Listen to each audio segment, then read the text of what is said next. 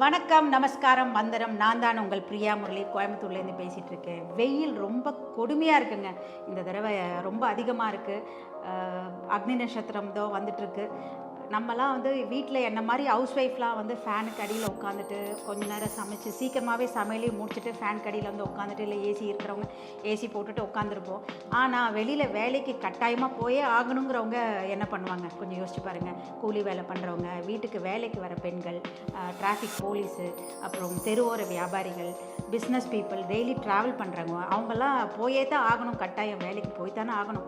So அப்படி மாதிரி இருக்கிறவங்கள பார்க்கும்போது கஷ்டமாக இருக்குது. எஸ்பெஷலி இந்த ஜொமேட்டோ, ஸ்விக்கியில் வர்ற பசங்களுக்கு, வர்றவங்களுக்கு நம்ம ஆர்டர் பண்ணோம்னா நம்ம தண்ணி இல்லை ஜூஸு இல்லை ஒரு நீர்மோராவது ரெடி பண்ணி வச்சுட்டு அவங்களுக்கு கொடுத்தோம்னா அவங்களுக்கு இன்னும் எனர்ஜி ஜாஸ்தியாகும். நீங்கள் கொடுப்பீங்களா கேட்குறீங்களா? நான் கண்டிப்பாக கொடுப்பேங்க. ஸோ இந்த மாதிரி தண்ணி நிறையா குடிங்க. முடிஞ்ச வரைக்கும் வீட்டிலேருந்தே தண்ணி எடுத்துகிட்டு போயிடுங்க. போதுங்க என்னோடய அட்வைஸு. நம்ம வந்து நிகழ்ச்சிக்கு போகலாம். நம்ம இன்றைக்கி ஒரு கெஸ்ட்டை மீட் பண்ண போகிறோம். யாருன்னு கேட்குறீங்களா? இருங்க வரேன். அதுக்கு முன்னாடி கோவை பிரியா முரளி என்னோட யூடியூப் சேனலை சப்ஸ்கிரைப் பண்ணிவிடுங்க, ஷேர் பண்ணிவிடுங்க, அந்த பெல் ஐக்கானை தட்டி விடுங்க.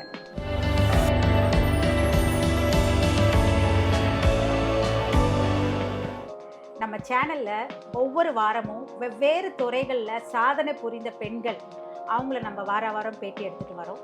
ஸோ அதன் அடிப்படையில் இன்றைக்கி நம்ம கோயம்புத்தூர்லேருந்து ஒரு செலிப்ரிட்டியை அவங்கள பேட்டி பண்ணுறதுக்காக வந்திருக்கேன். இவங்கள பற்றி சொல்லணுன்னா Mrs India earth classic title winner, அதுக்கப்புறம் ஃபிட்னஸ் குரு, நிறையா சொல்லலாம். இவங்களை பற்றி சொல்லணும்னா நிறைய சொல்லிகிட்டே போகலாம். அந்த அழகை பார்த்து பொறாமப்படுற அளவுக்கு அழகானவங்க fitness guru Mrs Jaya Mahesh. Welcome to my show ma'am. ரொம்ப சந்தோஷம் உங்களை இன்னைக்கு மீட் பண்ணதில். எனக்கு ரொம்ப சந்தோஷங்க பிரியா முரளி. உங்கள் மாதிரி ஒரு என்டர்பிரைசிங்காக நீங்களே ஒரு பயங்கரமான இன்ஸ்பிரேஷன் ரொம்ப பேர்த்துக்கு. ஸோ உங்கள் ஷோவில் வந்து இன்டர்வியூ பண்ணுறது எனக்கு தான் பெருமை. உங்களை பற்றி சொல்லணுன்னா நிறைய நம்ம பார்க்குறோம் கோயம்புத்தூர் சைடு யூடியூப் சேனல் ஆகட்டும், டிவி சேனல் அண்ட் இன்ஸ்டா பேஜில், நிறைய சோஷியல் மீடியாலெல்லாம் பார்க்குறோம். இந்த பக்கம் போனால் ஜுவல்லரி ஷாப்பில் ஜெயா மகேஷ் ஓப்பனிங் பண்ணுறீங்க, அந்த பக்கம் எஜுகேஷன் இன்ஸ்டியூஷன், இந்த பக்கம் கார்ப்பரேட்ஸ், அந்த பக்கம் வந்து போட்டிக்கு, அந்த மாதிரி உங்களுக்கு தெரியாதவங்களே இருக்க முடியாது. கோயம்புத்தூர்லேயும் ஆகட்டும், சென்னையிலேயும் உங்களுக்கு நிறைய பேர் தெரியும், பெங்களூர்லேயும் தெரியும். எதுக்காக இன்றைக்கி நான் என்னோடய சேனலில் இன்டர்வியூ பண்ணுறேன்னா, என்னோடய சேனலில் உள்ள வியூவர்ஸ் எஸ்பெஷலி விமன் அவங்களுக்கு வந்து உங்களை பற்றி தெரியணும். யார் இந்த ஜெயா மகேஷ், என்ன அவங்கள பற்றி என்ன விஷயம் இருக்குது அப்படின்னு தெரிஞ்சுக்கிறதுக்காக தான் இன்றைக்கி எனக்கு உங்களை பற்றி தெரியும், பட் என்னோடய வியூவர்ஸ்க்கு உங்களை பற்றி தெரியணுங்கிறதுக்காக தான் இன்றைக்கி இந்த இடத்துல நம்ம சந்திக்கிறோம். சொல்லுங்கள், யார் நீங்கள்? சொல்லுங்கள் அதை முதல்ல. யார் நான் அப்படின்னு கேட்டால், நான் ஒரு நல்ல நம்ம குட் சோல். கிரேட். அதுதான் தட் இஸ் மை ஐடென்டிட்டி அப்படின்னு சொல்லுவேன் நான். எல்லாருமே பர்ஃபெக்டாக இருக்க முடியும் அப்படின்னு சொல்ல முடியாது. பட் நான் நேற்றை விட இன்றைக்கே அமைய பெட்டர் பர்சன் அப்படிங்கிறத நானாக கேட்டுட்டு ஒரு தேடலில் போயிட்டுருக்கிற ஒரு சாதாரணமான ஒரு பெண்மணி தான் ஜெயா மகேஷ். நீங்கள் 2006 மிஸ்ஸஸ் கோயம்புத்தூர் ஸ்டார்ட் பண்ணீங்க. அதுக்கப்புறம் 2016 மிஸ்ஸஸ் இந்தியா டைட்டில் வின் பண்ணீங்க. அது எப்படி உங்களுக்கு பாசிபிள் ஆச்சு? ஏன்னா ஆஃப்டர் மேரேஜ்க்கு அப்புறம் தான் இதெல்லாம் நீங்கள் வின் பண்ணியிருக்கீங்க. நிறைய இன்டர்நேஷ்னல் லெவலில் வின் பண்ணியிருக்கீங்க. ஆஃப்டர் மேரேஜுங்கும் போதே வந்து ஃபேமிலி ஃபஸ்ட்டு சப்போர்ட் வேணும். நம்ம அந்த காலங்கும் போது உங்கள் ஏஜ் கண்டிப்பாக எனக்கு சொல்லியே ஆகணும். She is 55. அப்போ மேரேஜுக்கு முன்னாடி இல்லாமல் அதுக்கப்புறமா நீங்கள் வந்து ஃபேஷன் அந்த ஃபீல்டில் இறங்கி நிறைய நீங்கள் சாதிச்சிருக்கீங்க. எப்படி உங்கள் ஃபேமிலி சப்போர்ட் எந்த அளவுக்கு இருந்தது? ஃபேமிலி சப்போர்ட்னா, அப்பாவை பொறுத்த வரைக்கும் 3 பொண்ணுகளில் என்னை பையன் மாதிரி வளர்த்தினாரு. அதுதான் உண்மை. He wanted a Sun. And நான் வந்து I'm so thankful to him. நான் அம்மா அப்பாவுக்கு கண்டிப்பாக நன்றியை சொல்லணும். ஏன் அப்படின்னா, அவங்க இல்லாமல் நான் இருக்க முடியாது இல்லையா? ஸோ அவங்க சொல்லி கொடுத்த விஷயங்கள், அப்பா கொடுத்த தைரியம், அம்மா ஒரு விஷயம் சொல்லுவாங்க, வாழ்க்கையில் எவ்வளோ பணம் காசு என்ன வேணால் வரலாம், ஆனால் உன்னோட சொத்து அப்படிங்கிறது உன்னோட கேரக்டரும், அதை வந்து எதுக்காகவும் மாற்றிக்காமல், என்ன சேலஞ்சஸ் லைஃப்பில் வந்தாலும் அதை மாற்றிக்காமல் நீயா இருக்கணும் அப்படின்னு சொன்னது நான் இப்போ வரைக்கும் I try to be that person.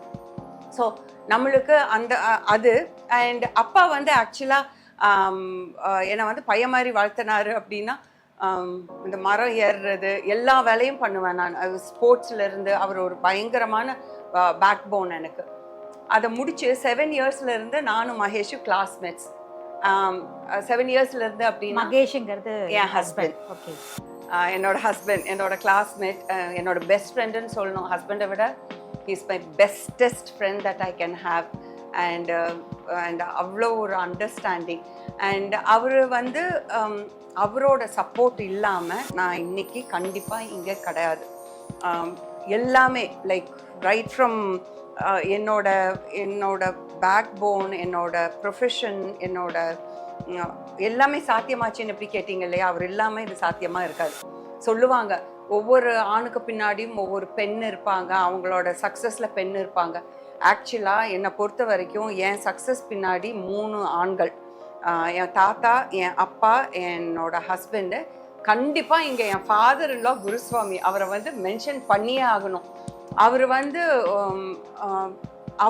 அவருக்கு தகுந்த மாதிரி like what ever he could support me, he's always supported me. So these men have been my really a big backbone in my achievements. நம்ம சொல்றோம் ஆஃப்டர் டெலிவரி நமக்கு வந்து stomach வந்து உள்ள கவனிக்காமே விட்டுருவோம். அது ஒரு டைம்ல வந்து வெளியில ஸ்டொமக் வெறியும் போது அசிங்கமா சில லேடிஸ் ஃபீல் பண்ணுவாங்க. அது வந்து இப்போ இந்த ஃபிட்னஸ்லாம் பண்றதுனால ஸ்டொமக் எல்லாம் உள்ள போறதுக்கு நல்ல ஸ்லிம் ஆக சான்சஸ் இருக்கா? கண்டிப்பா. நம்ம எக்ஸசைஸ் பண்ணோம் அப்படின்னம்னா உடம்பு வந்து டோண்டா டைட்டா இருக்கும், டோண்டா அழகா இருப்போம். நம்ம எதுவுமே பண்ணாம நான் சாப்பிட்டுட்டே இருப்பேன், ஆனா அதை தானா வெளியே போயிடணும்னு முடியாது. அந்த நாங்க டெலிவரி டைம்ல எல்லாம் வந்து டெலிவரி ஆனோடனே ஒரு துணி தான் கொடுப்பாங்க, இறுக்கி கட்டிக்கோ சொல்லுவாங்க. நமக்கு அது இரிட்டேஷனாக இருக்கும்னு சொல்லிட்டு கழட்டி போட்டுருவோம் ஃப்ரீயாக இருக்கணும்ன்ட்டு. ஆனால் அதுக்கப்புறமா தான் தெரியாது அது எதனால அவங்க கட்ட சொல்லியிருக்காங்கன்ட்டு. ஆனால் இப்போல்லாம் பார்க்கும்போது வயிறு இருக்குமா, ஐயோச்சா நம்ம அப்போவே நம்ம அழகாக இருந்திருக்கணுமே, இப்போ ஒன்றும் பண்ண முடியலையேன்னு லேட் ஆகிடுச்சு. இனிமேல் லேட் ஆகிடுது. பட் இப்போ வந்து நமக்கு அந்த ஃபிட்னஸ் உங்கள் கிளாஸ் பற்றி நெவர் டூ லேட்டுங்க பிரியா. கண்டிப்பாக சொல்லுவேன் நான், நெவர் டூ லேட். ஃபிட்னஸ்க்கு அப்படிங்கிறது 60 வயசுல ஆரம்பிச்சு 70 வயசுல எல்லாம் யூனோ லைக் 6 பேக் வச்சுட்டு இருக்கிற ஆம்பளைகளும் சரி லேடிஸும் சரி, நம்ம எவ்வளோ நம்ம வாழ்கிற வரைக்கும் கற்றுக்கிட்டே இருக்கலாம். அண்ட் ஹெல்த்துன்னு வர்றப்போ வந்து காம்ப்ரமைஸே பண்ணக்கூடாது என்னை பொறுத்த வரைக்கும். அண்ட் 27 இயர்ஸாக நான் இந்த ஃபீல்டில் இருந்திருக்கிறேன். விமென் மட்டும்தான். ஆல் ஹெல்த் ரிலேட்டட் இஷ்யூஸ் நீங்கள் பார்த்தீங்கன்னா சயாட்டிக்கா, பேக் பெயின், மம்மி டம்மின்னு சொல்லுவாங்க இல்லையா, ப்ரெக்னென்சி வயிறு, அண்ட் டயஸ்டேசிஸ் ரெக்டைலேருந்து யூரினரி இன்கான்டினன்ஸ், யூரின் கண்ட்ரோல் பண்ண முடியாமல் போகிறது, மோஷன் கண்ட்ரோல் பண்ண முடியாமல் போகிறது, பிசிஓஎஸ் ப்ராப்ளம்ஸு, ப்ரெக்னென்சி இஷ்யூஸ், இதுக்கு எல்லாமே வந்து நான் என் ப்ரோக்ராமில் தீர்வு கிடச்சிருக்கு. அது எல்லாமே என்னோட குரு ஷிரிடி சாய்பா, அவர் தான் என்னோட குரு. நான் அவருக்கு கொடுத்துட்றேன் அண்ட் என் கடவுளுக்கு கொடுத்துட்றேன். I am just being a channel. ஏன்னா countless 27 years and countless number of women நாங்கள் வந்து கணக்கே எடுக்க முடியாது. ஒன்று வந்து கிளாஸுக்கு வர்றவங்க சில பேருனால வந்து financially they are not able டுனா எல்லாம் கொஞ்சம் ஃப்ரீ கிளாஸஸ் எல்லாம் கொடுப்பேன். கண்டிப்பாக ஃப்ரீ கிளாஸஸ் கொடுப்பேன் நான் அவங்களுக்கு. அதனால் கார்ப்பரேட்ஸு, ஸ்டூடெண்ட்ஸு, ஸோ எவ்வளவோ பேர். அதனால் இவ்வளோதான் அப்படின்னு எனக்கு நம்பர்ஸே கிடையாது. ஆனால் என் ஆஃபீஸ்க்கு வந்தீங்கன்னா டெஸ்டிமோனியல்ஸ் அவ்வளோ இருக்கும். என்னோட இன்ஸ்டா பேஜில் போய் பார்த்தீங்கன்னா கூட நீங்கள் பார்த்தீங்கன்னா ஜெயஸ்ரீன்னு இருக்கும், டாக்டர் ஜெயா மகேஷ்னு இருக்கும். இல்லை, இனிமேல் உங்கள் இன்ஸ்டா பேஜ் நீங்கள் பாருங்கள், ஃபாலோவர்ஸ் அப்படியே எகிரிடும். ஸோ அதில் போய் டெஸ்டிமோனியல்னு இருக்கும், ஹைலைட்ஸில் பாருங்களேன். ஸோ அதில் தீர்வு கிடைக்கிறனால இப்போது ஒரு விஷயம் நான் கேட்குறேன். இப்போ நீங்கள் ஒரு சினிமாவுக்கு போகிறீங்க, அந்த சினிமா பிடிக்காட்டி திருப்பி போய் பார்க்க மாட்டீங்க. ஒரு ஹோட்டலுக்கு போகிறீங்க, அங்கே ஒழுங்காக சாப்பாடு கிடைக்காட்டி பண்ண மாட்டீங்க. ஸோ அந்த மாதிரி நம்ம செலவு பண்ணுற ஒரு விஷயத்தில் நம்மளுக்கு பலன் இல்லாட்டி கண்டிப்பாக நம்ம திரும்பி போக மாட்டோம். இப்போ 27 இயர்ஸாக நான் வந்து lot of celebrities and lot of people. என்னோட 76 இயர்ஸ் என்னோட ஓல்டஸ்ட் கிளைண்ட், யங்கர் கிளைண்ட் வந்து 8 வயசு.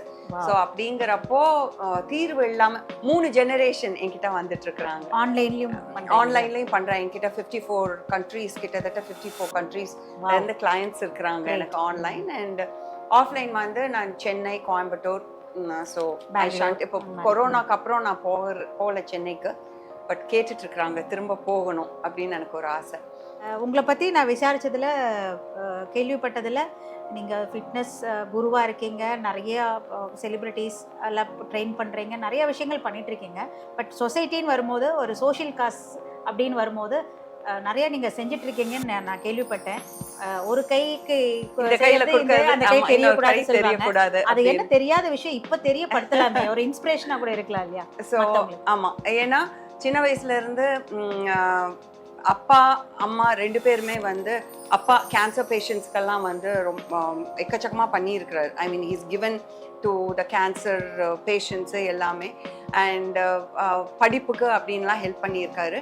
லக்கிலி மகேஷ்ஜியும் அதே மாதிரி தான், குழந்தைங்க அந்த மாதிரி. என் ஹஸ்பண்ட் அதே மாதிரி. அண்ட் சஞ்சனா வந்து சின்ன வயசாக இருக்கிறப்போ என் டாட்டர். இப்போ இப்போ வந்து அவங்க என்னோட ஃபீல்டில் வந்துட்டாங்க. அண்ட் அவங்க அப்பா பிஸ்னஸும் பார்த்துக்கிறாங்க. அவங்க cafe, she is also very enterprising. அவங்க ஒரு ஆண்டர்ப்ரூனர் அண்ட் பிஸ்னஸ் உமன் அப்படின்னு சொல்லலாம் நான் அவங்கள. ஏன்னா நான் ரொம்ப விஷயங்க என் டாட்டர் கிட்டது நான் கற்றுட்டு இருக்கிறேன்.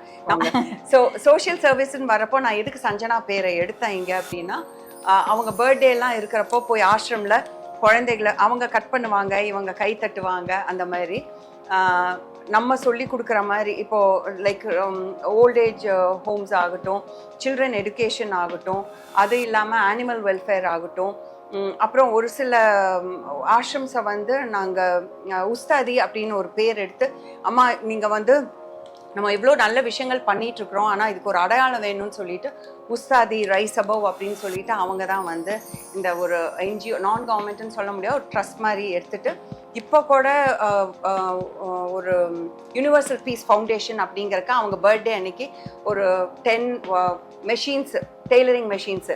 இப்போ அந்த குழந்தைகள்லாம் என்னை பொறுத்த வரைக்கும் எல்லாமே ஃபினான்ஷியலி இண்டிபெண்ட்டாக இருக்கணும் அப்படின்னு நினைப்பேன். ஸோ மகேஷ் அவர் வந்து ஸ்பான்சர் பண்ணார். நாங்கள் கொண்டு போய் அவங்களுக்கெல்லாம் கொடுத்து அங்கே இருக்கிற குழந்தைங்க படிப்பை விட 4 காசு ஒரு தொழில் கற்றுட்டு ஸ்கில் டெவலப்மெண்ட் பண்ண முடியும் அப்படின்னா வை நாட் அப்படின்னு சொல்லிட்டு தான் நான் அவங்களுக்கு கொடுத்துருக்கோம். ஸோ அங்கே ஒரு 400-500 பேர் இருக்கிறாங்க. அதை வச்சு they are able to you know. அதே மாதிரி சப்பாத்தி மேக்கிங் மெஷின் வாங்கி கொடுக்கணும் அப்படின்னு ஆசை. ஸோ அதுலேருந்து அவங்க சப்பாத்தி போட்டு பேக்கெட் பண்ணி விற்க முடியும் அப்படின்னு நான் நினைக்கிறேன். உங்களோட ஹஸ்பண்ட் மகேஷ் இல்லையா, இப்போ நீங்கள் மாடலிங்கில் போய் மிஸ் இந்தியா வின் பண்ணும்போது உங்களுக்கு அந்த டைமில் எப்படி இருக்கும்? நம்ம Mrs India winner, title winner, அதுக்கப்புறம் வந்ததுக்கப்புறம் எப்படி இருந்தாலும் நம்ம ஒய்ஃப் இல்லையா, அது ஒரு பொசசிவ்னஸ் வரத்தான் செய்யும். நிறைய பேர் எல்லாரும் உங்களை கூப்பிடுவாங்க, சீஃப் கெஸ்ட்டு, செலிப்ரிட்டி ஆகிட்டீங்க. அப்படிங்கும்போது 4 இடத்துல போய் நீங்கள் உங்களை பார்க்கும்போது அதெல்லாம் அவரை வந்து ரொம்ப ப்ரொடெக்ட் பண்ணி ரொம்ப கேர் எடுத்து, இல்லை பொசசிவ்னஸாக இருப்பாரா? எந்த மாதிரி உங்களை அவர் ஆரம்பத்துலேருந்தே பயங்கர ப்ரொடெக்டிவ். பொசசிவாக இருந்தால் நம்மளுக்கு பிடிக்கும் தானே. ஒரு டிகிரி மாறுறப்ப தான் அது வந்து வேறு விதமாக போகும். இது எப்படி அப்படின்னா, அவர் he's given me my freedom. And நான் எடுக்கிற ஃப்ரீடம் கூட எனக்கும் தெரியும். அவர் எங்கே இருந்தாலுமே, இப்போது நானும் நீங்கள் இருக்கிறோம், என் ஃபோன் வந்து இப்போ ஸ்விட்ச் ஆஃப் ஆகிருச்சுன்னு வைங்களேன், நான் சார்ஜ் போடலைன்னா உங்கள் நம்பர் நான் நாங்கள் ஆட்டோமேட்டிக்காக கொடுத்துருப்பேன். ஸோ என்ன ரீச் பண்ண முடியாட்டி ஆட்டோமேட்டிக்காக உங்களுக்கு கால் வந்துடும். ஸோ என் ஃப்ரீடம்மை வந்து நான் எப்படி எடுக்கணுமோ அப்படி தான். லைக் இட்ஸ் ஹஸ்பண்ட் ஒய்ஃபுங்கிறது ஒரு அண்டர்ஸ்டாண்டிங் தானே. அப்படி பார்த்தா அவர் என்னை விட்டுட்டு அவர் வெளிநாடெல்லாம் ட்ராவல் பண்ணுறாரு. அதே மாதிரி தான் இப்போ ஒரு அண்டர்ஸ்டாண்டிங் இருக்கிறனால தான் வாழ்க்கையில் வந்து ஹஸ்பண்ட் ஒய்ஃப் ரிலேஷன்ஷிப் அப்படிங்கிறது வந்து பரஸ்பரம் 2 பேர்த்து மேலேயுமே ஒரு பொசசிவ்னஸ் வரும். எனக்கு நீ மட்டும்தான் அப்படிங்கிறதெல்லாம் வரும். ஆனால் அதையெல்லாம் மீறி அண்டர்ஸ்டாண்டிங் இருந்தால் மட்டுமே தான் நம்ம ட்ராவல் பண்ண முடியும் இல்லைங்களா. நம்ம அம்மா அப்பாலாம் வந்து 60 வருஷம் 50 வருஷம் 70 வருஷம் தே பின் டுகெதர். ஆனால் இப்போ பார்த்தீங்கன்னா 1 மாதம் 2 மாதத்துலேயே டைவர்ஸ் அந்த மாதிரி எல்லாம் ஆயிடுது இல்லையா. ஸோ என்னன்னா it's all about understanding. And அவருக்கு வந்து நான் எப்போவுமே ஜெயா தான் வீட்டில். இது உலகத்துக்கு என்ன இருந்தாலும் நம்ம வீட்டில் வந்து நான் க்ரௌனை போட்டுட்டு சுத்த முடியாது இல்லையா. நான் வீட்டில் சஞ்சனாக்கு அம்மா, மகேஷ்க்கு ஒய்ஃபு, அண்ட் அந்த மொமெண்ட்ல மிஸ்ஸஸ் இந்தியா அந்த கிரீடம் போடும்போது இருந்தாங்களா உங்க ஹஸ்பண்ட் டாக்டர்ல? அந்த டைம் உங்களுக்கு எப்படி ஃபீல் ஆச்சு? அந்த டைம்ல வந்து நமக்கு அவங்கள தான் பார்க்கணும்னு அந்த இது அந்த கிரவுட்ல இருக்காங்களா அந்த அவரு வந்து நீ உன் வேலையை நீ பார்த்துக்கோமா, அது அதுதான். அண்ட் கூட வந்து ஆமாம் என் தங்கச்சி, என் டாட்டரு, என் நீஸ் 3 பேருமே என்னோட வந்திருந்தாங்க. So always he make sure. இப்போ நான் இங்கேருந்து சென்னை போனால் கூட என் சிஸ்டர்லா இருப்பாங்க. சம்வேர் நான் எங்கே கம்ஃபர்டபுளாக சேஃபாக இருக்கிறனோ என் சேஃப்டி வந்து முக்கியத்துவம் கொடுப்பாரு கண்டிப்பாக. எங்கே போனாலுமே அந்த சேஃப்டிக்கு. ஸோ அப்படி இருக்கிறப்போ பீயிங் ப்ரொடெக்டிவாக இருக்கிறது நம்மளோட சேஃப்டிக்காக தானே.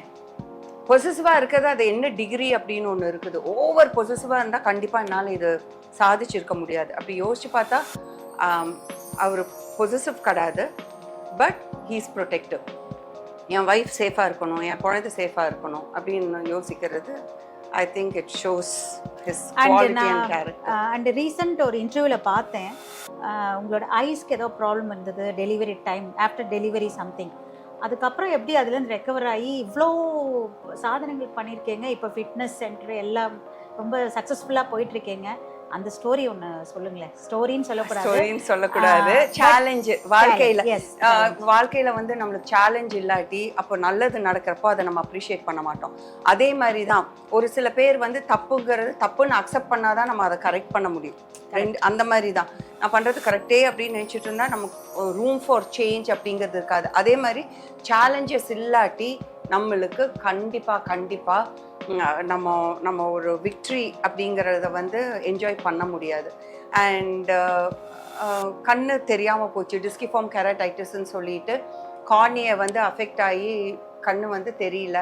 சஞ்சனா எந்த ஏஜ் இது வந்து ஐ வாஸ் 25-26 ஓகே அந்த டைமில். சஞ்சனாவும் பிறந்தாச்சு. இம்யூனிட்டி வந்து கம்மி ஆச்சு அப்படின்னா அது கண்டிப்பாக கண்ணை பாதிக்கும். அந்த மாதிரி எனக்கு 1 in a million அப்படின்னு சொன்னாங்க. Lot of challenges, over weight, 58லேருந்து 118 போய் நடக்க முடியாமல். there's been lot of challenges in life, and thanks to my family, my parents and my husband, என்னால் அது வெளியே வர முடிஞ்சது. இவங்க எல்லாம் சப்போர்ட் இருந்தாலுமே ஒரு விஷயம் நம்ம எல்லாருக்குமே தெரிய வேண்டிய விஷயம் என்னன்னா, நம்ம சப்போர்ட் நம்மளுக்கு தேவை இல்லையா. நம்மளோட அந்த செல்ஃப் பிலீஃப், நம்மளோட ஸ்ட்ரென்த்து தான் நம்மளை வந்து திருப்பியும் கூப்பிட்டுட்டு வரும். இல்லை எனக்கு ஒன்றுமே முடியல அப்படின்னு நினச்சா படுத்தோம்னா ஒன்றா படுத்துருவோம். சாரி நம்ம ஓகே என்னால் ஒன்றுமே முடியல அப்படின்னு நினச்சா ஒன்றுமே செய்ய முடியாமல் போயிடும் நம்மளால். ஸோ ஐ திங்க் எனக்கும் நான் I should pat myself because I decided எனக்காக நான் இருக்கணும்னு முடிவு பண்ணின தருணம் தான். ஸோ அதிலிருந்து எந்திரிச்சு வந்தது தான் வாழ்க்கைங்கிறது எவ்வளோ முக்கியம். அது நம்மளுக்கு கடவுள் கொடுத்த இந்த வரத்தை எவ்வளோ அழகாக நம்ம எவ்வளோ அழகாக அதை என்ஜாய் பண்ணணும் அப்படின்னு நான் எப்போவுமே சொல்கிற ஒரு விஷயம் என்னன்னா, இப்போ நான் வந்து நீங்கள் எனக்கு ஒரு அழகான gift கொடுத்தீங்க பிரியா, நான் அதை வந்து நான் கொண்டு போய் அதை என்னோட ஷோகேஸில் வச்சேன் அப்படின்னா நான் உங்களுக்கு கொடுக்குற மரியாதை இல்லைங்களா. அதையவே நான் வந்து தூக்கி வேண்டாம் அப்படின்னு யாருக்கோ கொடுக்கறனோ இல்லை போட்டுட்டேன்னா நிறைய பேர் அந்த தப்பு பண்றாங்கல்ல, நம்மளுக்கு ஹர்ட் ஆகும். அப்படிங்கிறப்போ இந்த வாழ்க்கையும் இந்த உடம்பும் இந்த இதை கொடுத்தது யார்? நான் என்ன கடவுளை நம்புற ஆள். அங்கேருந்து ஒரு கிரியேட்டர் நம்மளுக்கு கொடுத்துருக்காரு. இப்போ நான் அதை வந்து அழகா அந்த வரத்தை வந்து நான் வாங்கி வச்சு அழகா அதை என்ஜாய் பண்ணாட்டி நான் யாரை அசிங்கப்படுத்துறேன்? அவரை தான் இல்லையா. அப்புறம் நான் போயிட்டு திரும்பி வந்தேன்னு வைங்க, எவ்வளோ பேர்த்துக்கு வந்து மறுபிறப்புல நம்பிக்கை இருக்குன்னு தெரியாது, ஆனால் எனக்கு இருக்கு. இப்போ பிறந்திருக்கிறோம் அப்படின்னா அதுக்கான ஒரு ரீசன் இருக்கு, அது திருப்பி நடக்கலாம். அப்போ அவர் சொல்லுவார், நான் அழகா கொடுத்தேன், அதை வீண் பண்ணிட்டீங்க, அப்போ அதனோட அருமை உங்களுக்கு தெரியாட்டி நான் ஏன் கொடுக்கணும் அப்படின்னு நினைச்சாருன்னா அப்போ நம்ம நிலைமை என்ன ஆகுது? நம்ம கடந்து வந்த பாதைகள் யோசிக்கும் போது நம்ம 35 to 45 50 வரைக்கும் நிறைய விஷயங்கள் நம்ம பார்த்துருப்போம் இல்லையா. கடந்து வந்த பாதைகளில் நிறையா நமக்கு ஹர்ட் பண்ணியிருப்பாங்க. நமக்கு அப்போல்லாம் பேசக்கூட தெரியாது, எப்படி அதுக்கு ரிப்ளை பண்ணணும் தெரியாது. தப்பே இல்லாட்டினா கூட நம்ம அந்த தப்பை அக்செப்ட் பண்ணிக்கிட்டு அப்படியே அடங்கி ஒடுங்கி அப்படியே இருப்போம். அதுலேருந்து வெளியில் வந்து ஒரு போல்ட்னஸ்ன்னு வருது இல்லையா. அது வந்து உங்கள் ஹஸ்பண்ட் உங்களுக்கு சப்போர்ட் பண்ணி உங்களை இந்த அளவுக்கு மோல்டு பண்ணி வந்திருக்காரு. அது அது நிறைய பேருக்கு அந்த பாக்கியம் கிடைக்காது. நிறைய ஒரே ஒரு கொஸ்டின் உங்கள்கிட்ட கேட்கணும், கேட்கலாமான்னு எனக்கு தெரியல. கண்டிப்பா கேளுங்க. அது எவ்வளவு கான்ட்ரவர்ஷியலா இருந்தாலும் கேட்கலாம். கேட்கலாம். எனக்கு இதை ஏன்னா பத்தி ஒன்றும் உலகத்துல தெரியாது. நடக்காதது ஆனா நிறைய ஒண்ணும் நம்ம கேட்க போறது கேட்குறோம், இல்லைல்ல. நம்ம இந்த வீடியோஸ்லாம் பார்க்கும்போது மீடியால ஈவன் சினி ஃபீல்டு ஆகட்டும், சீரியல் அந்த மாதிரிலாம் பார்க்கும்போது கேஸ்டிங் கவுச் அப்படின்னு ஒரு வார்த்தை வருது, செக்ஷுவல் ஹராஸ்மெண்ட்டு அந்த மாதிரி இருக்கும்போது, இப்போ நம்ம ஃபேஷன், நீங்கள் வந்து மிஸ்ஸஸ் இந்தியாவில் கலந்துட்டு இருந்திருக்கீங்க, இந்த மாதிரி இருக்கும்போது அந்த மாதிரி தடங்கல்கள், பிரச்சனைகள் நீங்கள் ஃபேஸ் பண்ண வேண்டி இருந்ததா? ஃபர்ஸ்ட் டைம் நீங்க லைக் எவ்வளோ இன்டர்வியூஸ் பண்ணியிருக்கேன், ஆனா நீங்க இந்த கேள்வியை கேட்டது ரொம்ப ரொம்ப ரொம்ப நல்லது. ஒரு விஷயம், சினி ஃபீல்டில் இருக்கிறனால தான், இல்லை ஃபேஷன் ஃபீல்டில் இருக்கிறனால, இல்லை சீரியல்ஸில் நடிக்கிறனால தான் இதெல்லாம் நடக்குதுங்கிறது கிடையாது. நீங்கள் பஸ்ஸில் போய் நின்று பாருங்களேன், 4 பேர் இடிப்பான். நீங்கள் ஐடி கம்பெனி எங்கே போனாலுமே ஹாரஸ் பண்ணுறக்குன்னு ஆளுக இருந்தாங்கன்னா ஹாரஸ்மெண்ட்டுன்னு ஒன்று இருக்குது.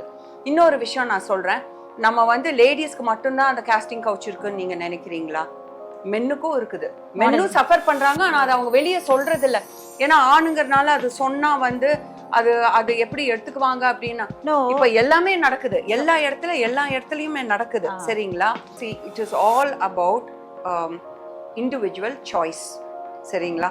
சாய்ஸுங்கிறது தான் அவங்களுக்கு தேவை அப்படின்னா, அவங்களுக்கு வாழ்க்கையில் அது தேவை அப்படின்னா அவங்க அதை பண்ணிட்டு போறாங்க. அவங்களோட ஷூஸை வந்து நம்ம நடக்கிறது கிடையாது. அவங்க எதனால் அதை பண்றாங்க நம்ம ஆராய வேண்டிய விஷயமும் நம்ம அதுக்கு இல்லை. அது அவங்களோட சொந்த வெறுப்புகள். ஒரு பெண்ணா வந்து வளர்ச்சி அடைஞ்சு வராங்கங்கும் போது கண்டிப்பா அந்த தடங்கள்லாம் வரும். இந்த மாதிரி தடங்கள் வரும்போது நம்ம அதுக்கு எகெயின்ஸ்டா இருந்தோம்னா அப்ப அந்த ரிசல்ட் எப்படி இருக்கும் உங்களுக்கு? அப்படி see the thing is, என்னை பொறுத்த வரைக்கும் I've had literally a very safe journey. ஏன் அப்படின்னா I'm a very content person. இது நாள் வரைக்கும் நான் ஒரு காசு கொடுத்தோ இல்லை காம்ப்ரமைஸ் பண்ணியோ எனக்கு அவார்டு வேணும் இது வேணும் யாருமே அதை வந்து அது இது வரைக்கும் ஒரு ஆர்டிக்கல் எதுவுமேங்க நம்மளுக்குன்னு வர்றது எப்பவுமே வரும்னு நம்புற ஆள். And I come from a good background. கடவுள் புண்ணியத்துல வந்து கடவுள் வந்து எனக்கு ரொம்ப அழகான வாழ்க்கையை கொடுத்துருக்கிறாரு. நான் வந்து அதை போய் கெடுத்துக்கணும் அப்படின்னு நான் விரும்பவும் இல்லை. அண்ட் ஆல்சோ எனக்கு இன்னொரு விஷயம் என்ன நான் சொல்ல வரேன் இங்கன்னா, நம்ம வந்து அவங்க என்னமோ ஒரு பழமொழி இருக்குமே, ஊசி இடம் கொடுத்தாதான் நூல் நுழையுங்கிற மாதிரி. நம்ம பாடி லாங்குவேஜ்னு இருக்கு, நம்ம எப்படி கண்டக்ட் பண்ணிக்கிறோங்கிற ஒரு விஷயம் இருக்கு. எனக்கு வந்து என்னை பொறுத்த வரைக்கும் என் பக்கத்துல யாராவது வரணும் அப்படின்னா என் பெர்மிஷன் இல்லாம யாரும் என்ன நெருங்க முடியாது. இதை தான் என் பொண்ணுக்கும் நான் சொல்லி கொடுத்துருக்குறேன். ஸோ பையனா இருந்தாலும் நான் அதை சொல்லி கொடுத்துருப்பேன் நான். ஏன்னா உலகம் வந்து அப்படி போயிட்டு இருக்கு. அந்த காலத்துல எல்லாம் நடந்திருக்கும், கஷ்டப்பட்டிருப்பாங்க. நான் ஆம்பளைனா அழுகக்கூடாது, அந்த டாமினேஷன் இருக்கு. ஒன்றும் கிடையாதுங்க. நான் ஒரு கேஸ் ஒன்று லைக் நான் கவுன்சிலிங் பண்ணப்போ நான் கேள்விப்பட்டேன். அந்த குழந்தை வந்து பாதிக்கப்பட்டிருக்கு, பையன்தான் பாதிக்கப்பட்டிருக்கு. ஆனால் அந்த குழந்தை வந்து நானா அவங்க அம்மா கிட்ட சொல்லி நீங்கள் கொஞ்சம் கவனிங்க, ஏன் அந்த குழந்தை வந்து ஸ்கூலுக்கு போக மாட்டேங்குது, ஏன் விளையாட போக மாட்டேங்குது, சுறுசுறுப்பாக இருந்த குழந்தை வந்து இது வந்து பெண்ணுக்கு சொல்லுவாங்க ஜென்ரலி, அது ஏதோ தப்பு நடக்குது பாருங்க. நான் அந்த பையன் குழந்தைக்கு சொன்னேன். அதே மாதிரி இன்னொரு கவுன்சிலிங் வந்து ஜெர்மனியில் இங்கே அவங்க பிரதரோ யாரோ ஒரு 4-5 பேர்த்துனால கேங் ரேப் ஆனாங்க அப்படியெல்லாம் கேள்விப்பட்டிருக்கோம். ஸோ இந்த காஸ்டிங் கவுச் அப்படிங்கிறது நான் வந்து எனக்கு காஸ்ட் ஆகணும் அதனால கவுச்சுக்கு போகிறேன் அப்படிங்கிறவங்களோட ஒரு தனிப்பட்ட வெறுப்பு. எனக்கு அது தேவையில்லை அப்படின்னா நான் I want to be in a safe zone because I'm comfortable. எனக்கு வர்றது வரட்டும், I'm a very content person அப்படின்னா அது வந்து ஒரு விதமான ஒரு விஷயம் இல்லைங்களா? அது வீட்டுக்கு வேலைக்கு போறவங்களுக்கு கூட அந்த ஹாரஸ்மெண்ட் நடக்குதுங்க. ஒன்றும் கிடையாது. இப்போ வந்து நீங்க வீட்லயே இருப்பீங்க, ஆனா வீட்டுல வந்து சுத்தியும் எனக்கு தெரியும், நான் கவுன்சிலிங் பண்ணப்போ பெத்த அப்பானால செக்ஷுவல் ஹாரஸ்மெண்ட் இப்போ பாக்குறோம் இல்லையா பேப்பர்ல. எங்க யாரு சேஃபா இருக்கிறாங்க சொல்லுங்க பார்க்கலாம். ஆனா ஒரு விஷயம், யாருமே உங்க பெர்மிஷன் இல்லாம உங்களை தொடக்கூடாது. அதுதான். அது ஆணா இருந்தாலும் சரி, பெண்ணா இருந்தாலும் சரி, LGBTQ அப்படின்னு ஒரு இது இருக்குல்ல, கரெக்டு தானே? ஸோ யாரா இருந்தாலும் சரி, we have no rights. அதுதான் சொல்லுவேன். ஓகே, இப்போ சீரியஸ் முடிச்சிட்டோம்.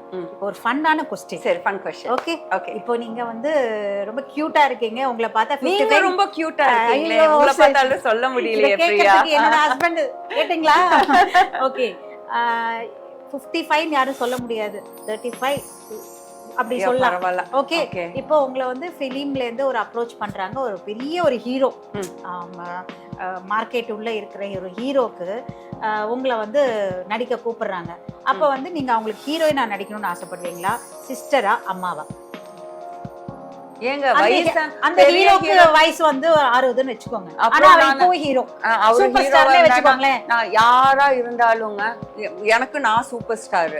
எனக்கு இந்த அவமானம் உனக்கு தேவையா? எனக்கு நான் சூப்பர் ஸ்டார். யாரு சூப்பர் ஸ்டார்? அவரு கஷ்டப்பட்டாரு and he has an identity and I respect superstar and நான் அவரோட பெரிய ஃபேன். ஆனா எனக்கு நான் சூப்பர் ஸ்டார். நான் 60 வயசா இருந்துட்டு நான் எதுக்கு நடிக்கணும்? அவரே நடிக்கிறப்போ அப்போ எனக்கு வந்து என்னை பொறுத்த வரைக்கும் அது ஒரு பக்கெட் லிஸ்ட்ல இருக்கு. எனக்கு சான்சஸ் எனக்கு வந்திருந்திருக்கு, but I wasn't too keen on it. And இன்னொரு விஷயம் என்னன்னா, விமன் சென்ட்ரிக் பவர்ஃபுல்லான ரோல்ஸ் என்ன ப்ரூவ் பண்ற மாதிரி இருந்தா வை நாட், இல்லையா? சீக்கிரம் பார்க்கலாம். அப்புறம் உங்களை சீக்கிரம் பார்க்கலாமா? இன்டர்வியூ பார்க்கறவங்க டைரக்டர்ஸ் ப்ளீஸ் பாத்துக்கோங்க. இந்த இதுக்காக இன்டர்வியூ பாருங்க, இவங்களோட பேஜ் எல்லாம் போய் பாருங்க, அள்ளிடுங்க. But you know something very smart that I should be proud of myself, இல்லையா? எனக்கு வந்து நான் போய் அம்மாவா நடிச்சுதான் அம்மாவா நடிக்கணும். அதுல வந்து ஏதாவது if I am able to pass on a message அப்படின்னா அது கூட வை நாட், இல்லையா? பட் அதுக்காக வந்து சும்மா வந்துட்டு போறதா இருந்தா அது நடிக்கிறதுக்கு 1000 பேர் இருக்காங்க. So I think I am not too keen on doing such things. Super ma'am, நிறைய பேசிட்டோம் நம்ம. அப்படியா? பேசினோமா? ஆமா, நான் பேசிட்டே இருக்கணும் ஆசையா இருக்கு. உங்களை விட்டுட்டு போறதுக்கே எனக்கு மனசு இல்லை. இருந்தாலும் நம்ம கோயம்புத்தூர் தானே, உங்களோட ஃபிட்னஸ் குரு, உங்களோட ஃபிட்னஸ் ட்ரைனிங்ல நானும் ஜாயின் பண்றேன். என் ஃப்ரெண்ட்ஸும் நிறைய பேர் கேட்டுட்டு இருக்காங்க. உங்களோட பேஜை பார்த்துட்டு என்கிட்ட கேட்கறாங்க. ஏன்னா எனக்கு நிறைய பேர் ஃப்ரெண்ட்ஸா இருக்கிறதுனால, ஒரு கான்டாக்ட் இருக்கிறதுனால, உனக்கு தெரியுமா இவங்கள, எனக்கு இதுல போய் ஜாயின் பண்ணுன்றாங்க. ஸோ எல்லாருக்கும் உங்களோட கனெக்ஷன் கான்டாக்ட் கொடுக்குறேன். வெரி ஹாப்பி டுடே உங்களை மீட் பண்ணதுல. ஒரு பாசிட்டிவ் எனர்ஜி எனக்கு கிடைக்குது. ஏன்னா நிறைய பெண்கள் வந்து இப்போ வீட்லயே சமையல் கட்டுல இன்னுமே இருக்காங்க. அது என்னன்னா, அது ஒரு எனக்கு இன்னொரு விஷயம் சொல்லணும். பெண்ணுனா யாருங்க? பெண்ணுனா மார்பு இருக்கும், பின்புறம் இருக்கும், ஆண்களுக்கும் இருக்கும். அது சில டைம் வந்து அதனால அவங்க பாதிக்கப்படுறவங்களாவும் இருக்கலாம்.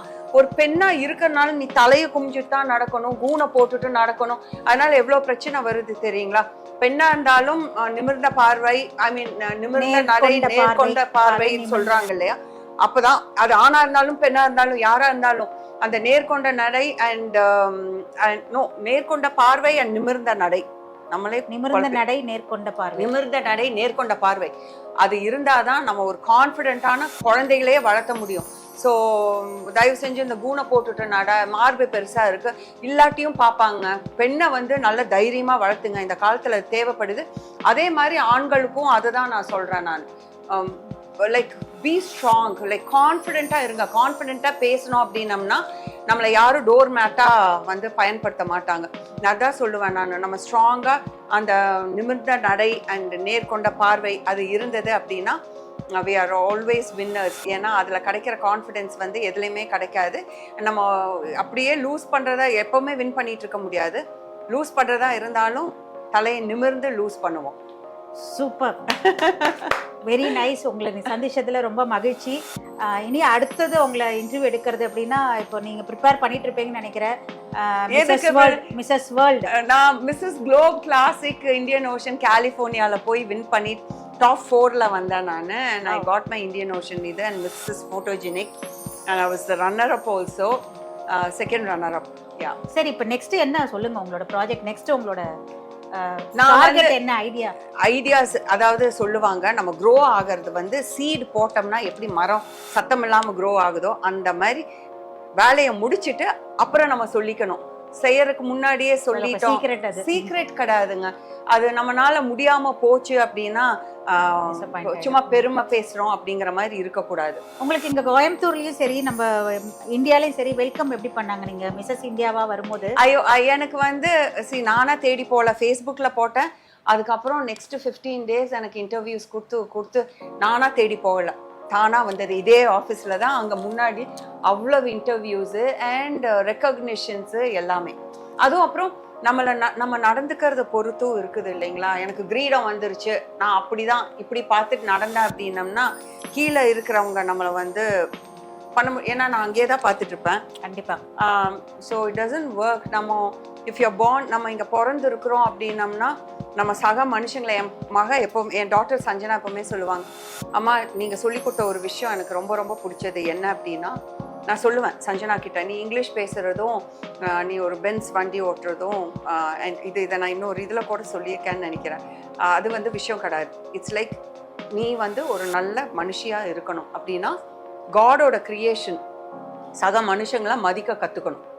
ஸோ நான் எங்கள் இதில் இருக்கிற வாட்ச்மேன் எப்போவுமே நான் யாரை பார்த்தாலுமே கேட்பேன், நான் சாப்பிட்டீங்களா, எப்படி இருக்கீங்க, like to put that smile. நீங்கள் யோசிச்சு பாருங்க, வெளியே போகிறீங்க, நீங்கள் வந்து அவங்களுக்கு ஒரு நல்ல வார்த்தை சொல்கிறது அவங்களுக்கு வந்து அந்த நாள் முழுக்க ஒரு சந்தோஷத்தை கொடுக்க போகிறீங்க. நீங்கள் ஒரு நல்ல வார்த்தை பேசுறது ஒருத்தரோட வாழ்க்கையே மாற்றலாம் நல்ல விதமாக. கண்டிப்பாக. ஸோ இல்லைங்களா, நம்மளுக்கே வந்து ரொம்ப அப்செட்டாக இருக்கிறப்போ எங்கேயோ இருந்து ஒரு நல்ல வார்த்தைகள் வருதுன்னா ஒரு பாசிட்டிவ் எனர்ஜி, அந்த பாசிட்டிவ் எனர்ஜி நீங்களாக கூட இருக்கலாம். ஹோம் மேக்கர் டு டாக்டரேட், அது எப்படி? ஸோ யூனிவர்சிட்டி ஆஃப் சவுத் அமெரிக்காலேருந்து எனக்கு ஒரு ஆனரரி டாக்டரேட் கிடச்சிது. அப்புறம் குளோபல் ஹியூமன் பீஸ் யூனிவர்சிட்டியிலேருந்து ஃபிட்னஸ் அண்ட் எக்ஸசைஸ் சயின்ஸுக்காக எனக்கு டாக்டரேட் கிடச்சிது. அண்ட் இது வந்து ரெண்டுமே ஆனரரி டாக்டரேட். இது இல்லாமல் என்னோட சர்டிஃபிகேஷன்ஸ் எக்கச்சக்கமாக ஆன் மை ஃபிட்னஸ் ஃபீல்டில் வந்து நிறைய இருக்கு. எல்லாம் வைக்கிறதுக்கு இடமே இல்லை அந்த மாதிரி. So the awards and doctorates, I mean the awards and recognitions, இது எல்லாமே வந்து ஆல் ப்ரைசஸ் டு காட். எல்லாமே அங்கே நம்ம நினைக்கிறது வந்து கொடுங்க அப்படின்னு கேட்டோம்னா அது ஆட்டோமேட்டிக்காக வருது அப்படின்னு நினைக்கிறேன் நான். அதுக்காக சும்மா உட்காந்து கொடுங்கன்னா கேட்டாலாம் வராது. ரொம்ப அழகாக இருக்குது, அப்படியே டைமண்ட் மாதிரி ஜொலிக்குது. இதை வந்து உங்களுக்கு வச்சு நான் அழகு பார்க்குறேன். அழகா இருக்குன்னா இது என்ன கேள்வி, மிஸ்ஸஸ் இந்தியான்னு கொடுத்துருக்காங்க, அது இல்லாமல் கொடுப்பாங்களா? Wow, it's a beautiful crown. ரொம்ப க்யூட்டாக இருக்கீங்க, வச்சுக்கோங்க. தேங்க்யூ ஸோ மச், ரொம்ப அழகாக இருக்கீங்க. நான் தான் தேங்க்ஸ் சொல்லணும். Thank you so much. I'm just going to give you a hug. Thank you ma'am. Thank you. உங்கள் டைம் எனக்காக ஸ்பெண்ட் பண்ணதுக்கு உங்கள் டைமும் வேல்யூபிள் இல்லைங்க பிரியா. உங்கள் டைமை எனக்காக ஸ்பெண்ட் பண்ணதுக்கு தேங்க்யூ ஸோ மச். வாரம் நான் வந்து ஒவ்வொரு செலிப்ரிட்டிஸ்ன்னு இல்லாமல் சாதிக்க துடிக்கிற பெண்கள், ஸ்கில்ஸ் நிறையா இருந்துட்டு அது வெளியில் தெரியாமல் இருக்கிற பெண்களுக்காகவே நம்ம வந்து என்னோட யூடியூப் சேனலில் ஒரு அவேர்னஸ் மாதிரி இருக்கட்டும்ங்கிறதுக்காக தான் நான் வாரம் பண்ணுறேன். ஸோ எனக்கு வந்து என்னோட சேனல் இப்போ உங்கள் இன்டர்வியூ ஒரு 1000 பேர் பார்த்தா கூட ஐம் ஹாப்பி.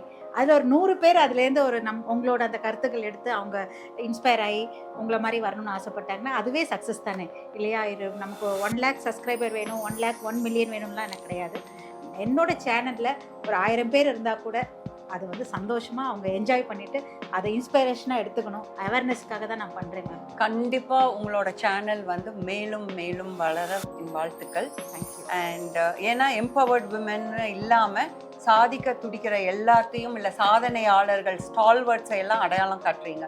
ஸோ நான் பார்த்தேன், நான் உங்கள் சேனல் வெரி இன்ட்ரெஸ்டிங், ரொம்ப இன்ட்ரெஸ்டிங். அண்ட் கண்டிப்பாக நம்ம கோவை பிரியா முரளி மேம் சேனலை வந்து லைக் பண்ணுங்க, சப்ஸ்கிரைப் பண்ணுங்க, ஷேர் பண்ணுங்க. கண்டிப்பா you will benefit out of this YouTube channel. Love you all. Thank you. Bye.